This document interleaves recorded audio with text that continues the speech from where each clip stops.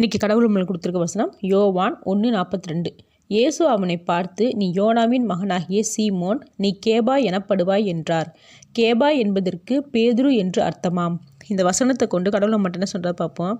பேதுரு என்ற பெயருக்கு கிரேக்க மொழியில் பாறைன்னு பொருள். அதாவது பேதுருவை விசுவாசத்தில் உறுதியானவன்னு தேவன் அழைக்கிறார். ஆனால் ஒரு நேரத்தில் பேதுரு தேவனை யாருன்னு தெரியாதுன்னு மறுதளிக்கிறான்.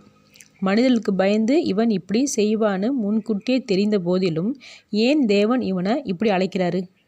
தேவனை அவன் மறுதளிச்சதுக்கப்புறம் தேவனை நினச்சி அவன் வடித்த கண்ணீர் அவனுடைய இருதயம் எவ்வளவு காயப்பட்டிருக்குன்னு தெரியப்படுத்துச்சு. தேவன் இவன் மறுதளிச்சதை பெருசாக பார்க்கல.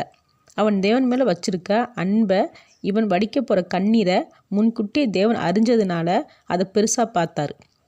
அப்போது விசுவாசத்தின் ஆரம்பம் அன்பு. அந்த அன்பு அவன்கிட்ட இருந்தனால தேவன் சீமோனை நம்பி பேதுரு என்று அழைத்தார். அப்போ நாமளும் ஏதோ ஒரு பயத்தினால தேவனை தெரியாதது போல் நடந்திருந்தாலும் நாம் தேவன் மேலே வச்சிருக்கிற அன்பு உண்மையானதாக இருக்கும்போது தேவன் நம்மளையும் அழைப்பார், ஏற்றுக்கொள்வார். ஆமேன்.